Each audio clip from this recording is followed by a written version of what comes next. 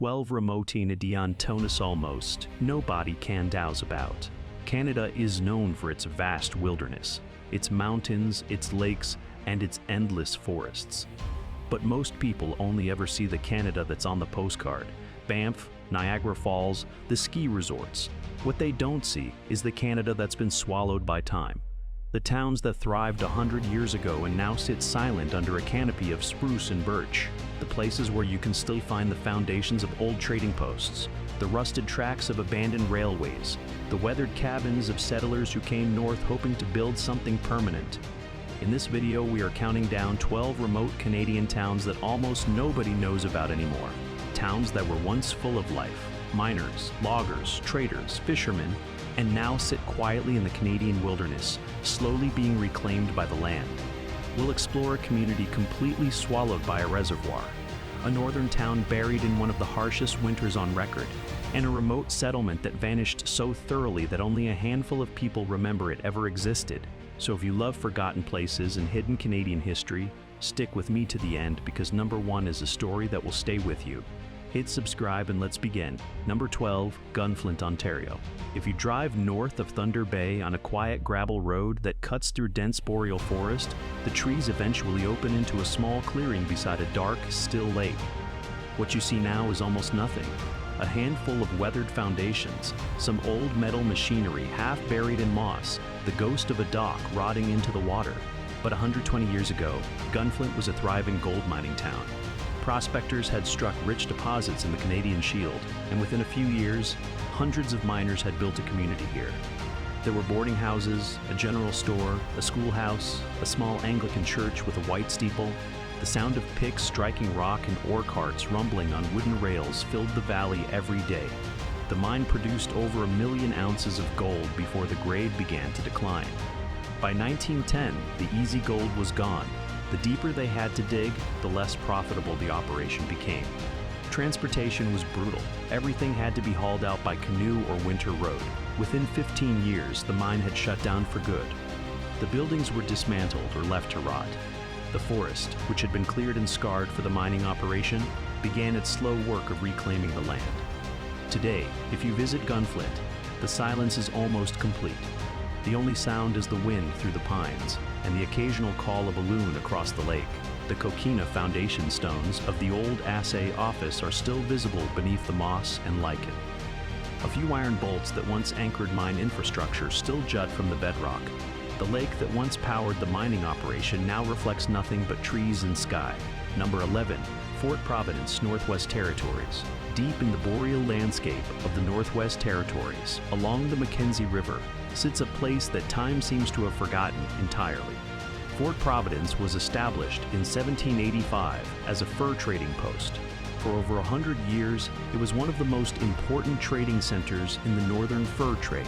Beaver pelts, mink, marten, and lynx furs were brought here from trappers across thousands of square miles of wilderness. The Hudson's Bay Company ran the post, and the settlement grew to include log trading houses, warehouses, a small Catholic mission, and dozens of log cabins where traders, voyagers, and their families lived. Canoes would arrive in spring with furs, and supplies would be sent back north for the winter season. The rhythms of the northern fur trade dictated everything in Fort Providence. But by the 1950s, the fur trade had fundamentally changed. Synthetic fabrics had reduced demand for natural fur. Trappers were aging, and younger people were leaving for southern Canada and the United States. The post, which had employed hundreds directly and indirectly, had shrunk to a skeleton crew. The grand fur trading posts were gradually abandoned. Most of the log structures were taken down or left to decompose. Fort Providence itself survived as a tiny settlement of perhaps 200 people, but its importance evaporated. If you visit today, you will find the remains of the old trading post, some weathered log foundations, a cemetery with graves dating back to the 1800s, and the bone-cold Mackenzie River flowing past as it has for thousands of years. The permafrost beneath the ground is thawing from climate change, slowly shifting and destabilizing whatever structures remain. The aurora still dances overhead in the winter darkness, indifferent to the human history unfolding below it. Number 10, El Dorado, Saskatchewan. In the rolling prairie and boreal transition zone of northern Saskatchewan, a small silver mining town called El Dorado, thrived for just 30 years. The discovery of uranium and silver deposits in the 1930s brought prospectors and miners north. El Dorado was built quickly, a small cluster of buildings centered around the mining operation. There was optimistic talk of expansion, of a major mining center taking root in the northern prairies. But the geology didn't cooperate. The ore body was smaller than initial surveys suggested. By the 1960s, it was clear the mine would not sustain a permanent community. The mining company consolidated operations, closed the El Dorado site, and moved to more productive claims elsewhere. The town was abandoned almost overnight. Unlike larger mining towns that evolved into permanent settlements even after the mine closed, El Dorado simply ceased to exist. Most of the buildings were demolished. The land was reclaimed for forestry. If you travel to the location today using only old maps and geographic coordinates, you will find yourself in a forest of young spruce and tamarack. You might spot a foundation or two if you search carefully. A few metal fragments, mining equipment, bolts, corroded cable are scattered in the moss. The silence is absolute. The permafrost ground feels springy beneath your feet. There is no sign that this place was ever home to 200 people. Number 9. Beaumont, British Columbia. Along the remote west coast of British Columbia, in the Stikine region, lies the remains of Beaumont. This was a fishing and fur trading settlement established in the early 1900s. The settlement was built on a narrow strip of land between rainforest and sea, and it thrived for 50 years. Canneries processed salmon and herring. Fish buyers from Vancouver would arrive by boat to collect the catch. The settlement had a school, a small hospital, a general store, and a wireless telegraph station. In winter, the community was completely isolated. No roads, no regular contact with the outside world. The only connection was by boat or, in the worst weather, by waiting for spring.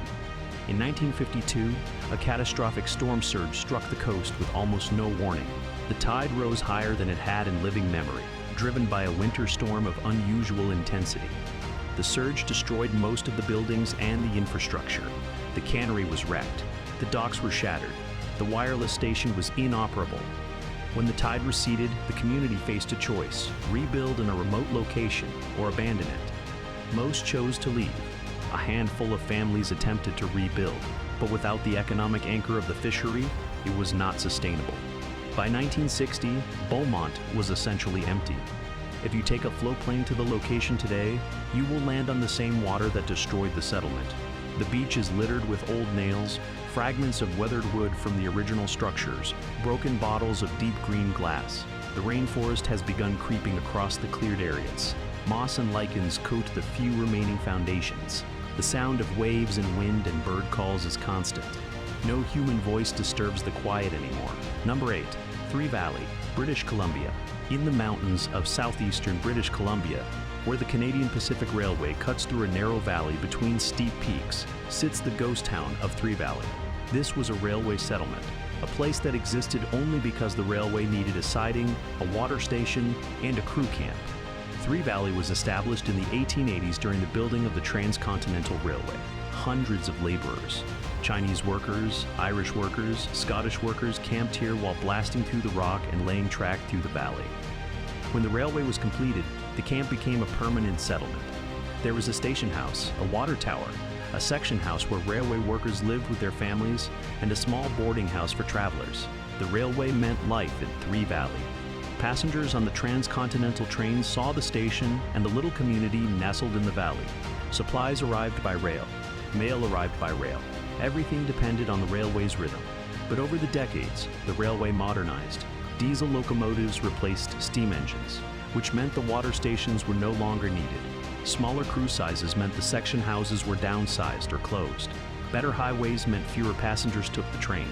By the 1980s, Three Valley had become almost irrelevant to the railway. The station closed. The tracks were upgraded and straightened in places, and the siding saw less and less traffic. Most of the original buildings were demolished or removed. Today, if you travel the Trans-Canada Highway through that same valley, you pass the location of Three Valley without knowing it was ever there. A few hikers and railway enthusiasts know to look for the stone foundations of the old station house. Sections of rusty rails still protrude from the mountainside where the old siding was. The water tower foundation can still be found. slowly being pulled apart by frost and weathering.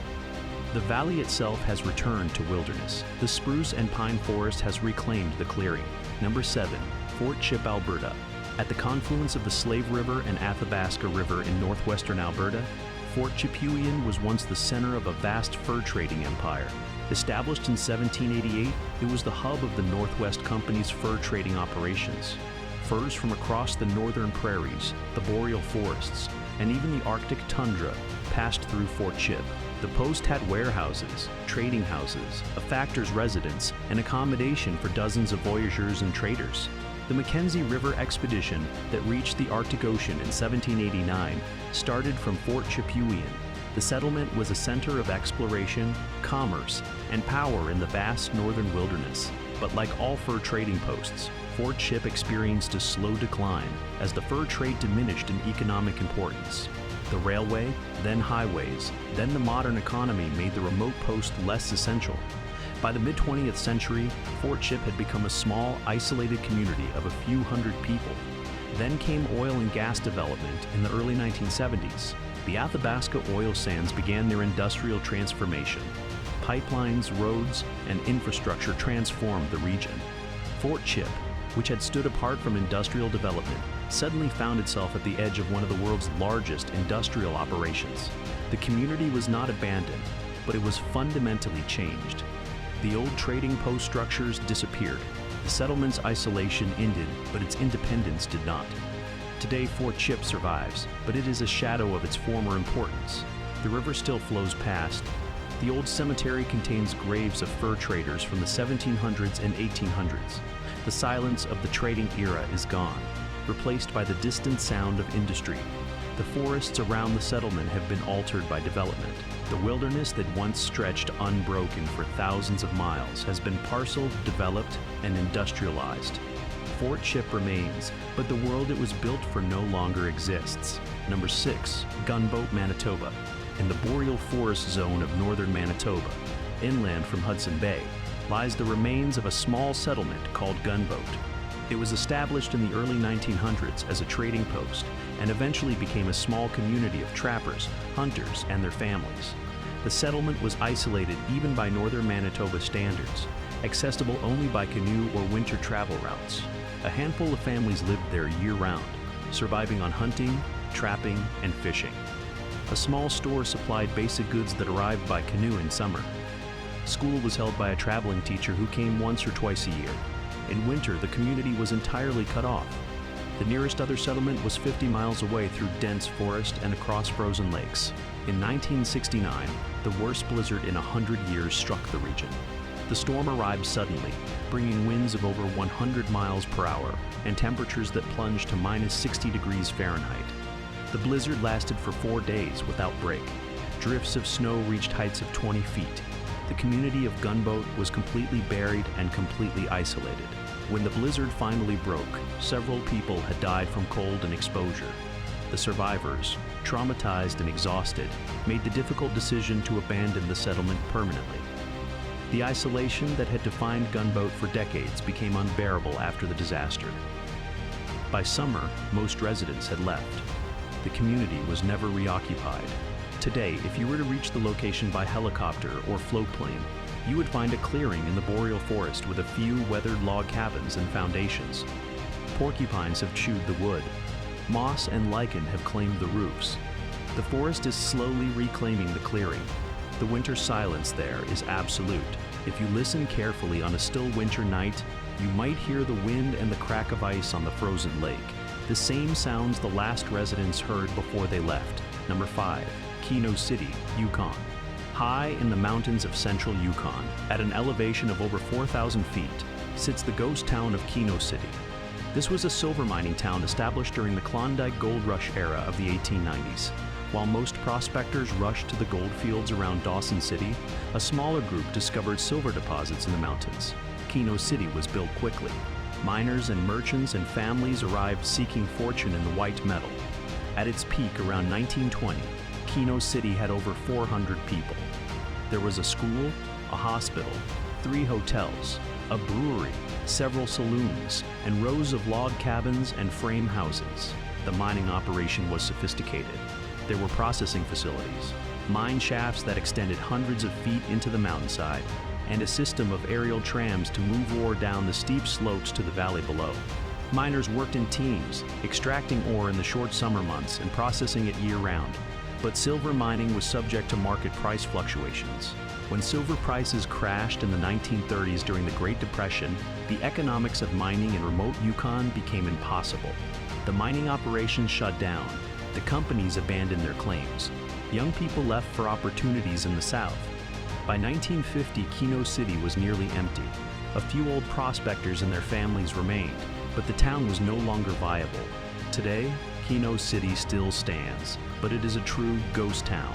Perhaps a dozen buildings remain standing, including the original community hall and a few cabins.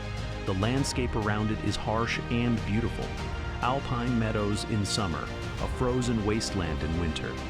Permafrost lies just beneath the surface. The mining scars, the open pits, the tunnels, the tailing piles are visible on the mountainsides. In summer, a few tourists visit the ghost town, seeking a glimpse of the Yukon's frontier past. But the dominant sound remains silence. The wind carries the temperature far below freezing for most of the year. The midnight sun of summer seems to illuminate a graveyard rather than a living town. Number 4, Moberly, British Columbia. On the northern shore of Williston Lake in northeastern British Columbia, not far from the Alberta border, stands the ghost town of Moberly. This was a trading post and small community established in the 1850s by the Hudson's Bay Company. For over a century, Moberly served the trappers and indigenous peoples of the region. The settlement was built on a strategic location along the old fur trading routes. A trading post, a factor's house, warehouses, and a handful of cabins made up the community. The surrounding forests provided pelts. Beaver, marten, mink, and lynx were trapped and traded here. Everything from rifles to blankets to tea was exchanged for furs. The rhythm of Moberly's life was dictated by the seasons.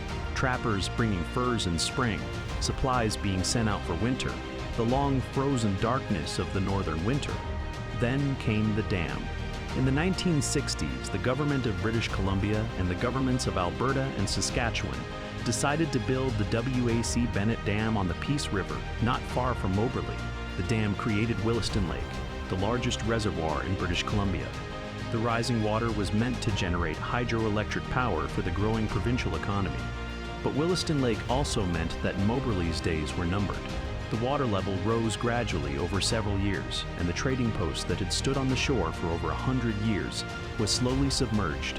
Families were relocated. The buildings were demolished to make way for the rising water. By 1970, Moberly was completely underwater. The water table rose every year, swallowing more and more of the landscape. Today, if you take a boat across Williston Lake, you are sailing over what was once a community. The depth of the water at some points reaches hundreds of feet. You will not see any sign of Moberly. No roofs, no chimneys, no evidence that people ever lived there. But if you dive to the lake floor in the right location, you can still find artifacts. Nails, tools, pottery shards, and other remnants of the trading post and the community lie on the muddy bottom, gradually being buried deeper and deeper as decades of silt accumulate. Moberly exists now only in photographs, in the memories of the few elders who remember being relocated, and in the cold, dark depths of a man-made lake. Number 3, Cape Ray Lighthouse, Newfoundland and Labrador. On the southwestern tip of Newfoundland, where the waters of the Gulf of St. Lawrence are rough and dangerous, there stood for nearly 200 years a lighthouse called Cape Ray. The lighthouse was established in 1851 to warn ships of the rocky coast and the strong currents that had claimed many vessels over the centuries. The lighthouse keeper and his family lived in a stone cottage next to the beacon. Every night, the light swept across the water in a steady rhythm, a warning to any ship that danger was near. The keeper maintained the light, kept the records, and raised his family in isolation on the remote headland. The job was passed down from keeper to keeper. Some families served for decades. The lighthouse became a symbol of safety and endurance in one of Canada's most dangerous maritime zones. But automation changed everything. By the 1990s, lighthouses across Canada were being automated. The light could be maintained remotely. The keepers were no longer needed. One by one, the lighthouses that had been staffed for over a century became automated stations. Cape Ray was automated in 1996. The keeper's family was relocated. The stone cottage was abandoned. The light continues to operate automatically, controlled by sensors and remote switches. But no human voice disturbs the silence anymore. If you take a boat to Cape Ray today, you will find the stone foundation of the keeper's cottage slowly being reclaimed by weather and time. The roof has collapsed. The interior is exposed to wind and rain and the salt spray from the ocean. The weathered stone is being colonized by moss and lichen.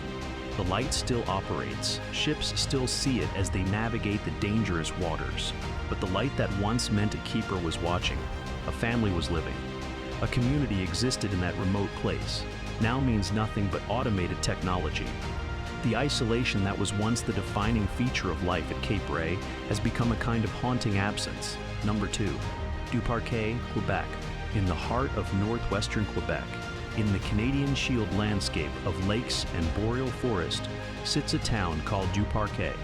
It was established in the early 1900s as a gold mining town. The discovery of gold deposits brought prospectors and miners north. A community was built around the mining operation. There was optimism that this would be a major mining center, a permanent town that would grow and prosper as more ore was extracted. At its peak in the 1940s and 1950s, Du Parquet had a population of nearly 2,000 people. There were 2 hotels, multiple restaurants, a movie theater, a school, a hospital, and hundreds of houses. The mining operation employed hundreds of people directly, and hundreds more indirectly. Merchants, service workers, teachers, doctors, priests. The ore was rich in gold. The mining company reinvested profits into the community. There was prosperity and optimism. But by the 1970s, the easy gold had been extracted. The deeper ore bodies were less productive. The cost of extraction was rising. Mining in the cold northern climate with increasingly stringent environmental regulations was becoming less profitable. The mining company faced a choice: expand operations at great cost, or gradually wind down and close. They chose to close. The decline was swift. Between 1975 and 1985, Du Parquet lost half its population. Young people left for opportunities in Montreal, Toronto, and the United States. Businesses closed. The movie theater became a warehouse and then was simply abandoned. The 2 large hotels were demolished. The hospital closed. The school enrollment dropped to a handful of children. By the 1990s, Du Parquet was a skeleton of its former self. Today, Du Parquet still exists as a legal municipality, but the sense of loss is palpable.